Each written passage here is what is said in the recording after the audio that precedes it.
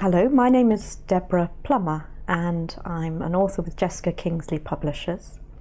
I've written several books on the use of games with children and also on general childhood well-being. My background is as a speech and language therapist, specialising in the latter part of my career with working with children and adults who stammer. And that gave me, I believe, a great insight into the sort of stresses that young children cope with communication difficulties particularly, and the resilience that they build up. My ideas for mindfulness play have come about over a number of years as the books have crystallised. And mindfulness play to me is based on a coming together of mindfulness in the people, the children or the adults we're working with, and the facilitator, and meeting in a shared space. The way I like to describe it to people, I borrowed a little term from Charles Tart, who wrote about mindfulness in particular as perceptual intelligence. And Tart talks about perceptual intelligence as being considerations of others through an awakened ability to see more accurately and to discriminate more sensitively, and therefore behave more appropriately not only towards others but towards our inner selves. In a way, I've taken that a little bit further from seeing into sensing. Being able to sense where other people are at and being very aware of what's going on for us. And that's the essence of mindfulness play. I think one of the first experiences that set me on this path of thinking about mindfulness play was as quite a young, newly qualified therapist, where I chose a game that I thought was carefully constructed to help children to listen, to follow instructions, and to have fun while they were doing it. What actually happened when I was playing this, and I realised that there was one young lad who couldn't tolerate being out in a game. It was a slightly competitive game, and he had very great difficulties in his frustration levels were building up.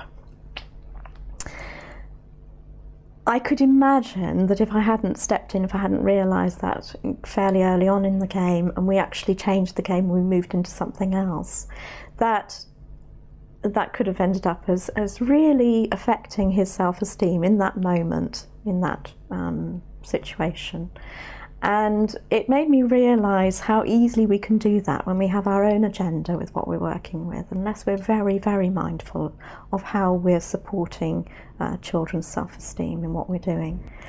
I believe anyone can do mindfulness play. I believe that a lot of people are doing it anyway without having put a label on it.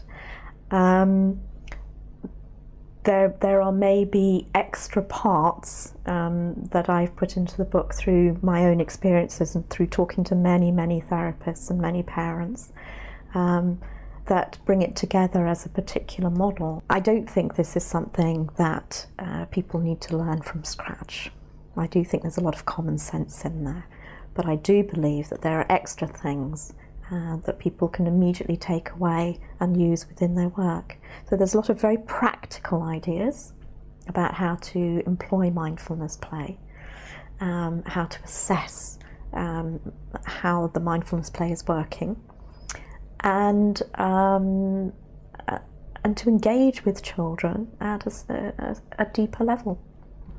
The most recent book, Focusing on Calming Games for Children, brings together all these elements and highlights the main precepts of the mindfulness play approach.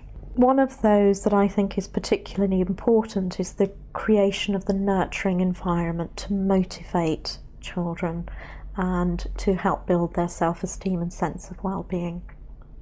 And so the approach is suitable for all children, but it's particularly suitable for children who have specific needs, who maybe do have difficulty in attending and focusing, who do have low self-esteem, who do find being motivated to attend a difficulty. And it's also suitable for children who have specific needs that affect their level of understanding and comprehension, because one of the key aspects of this approach is the facilitator's ability to adapt the different games and activities. And there are guidelines within all the books, and particularly within this last one, on how one might adapt those. So I hope you will find this a useful introduction to mindfulness play.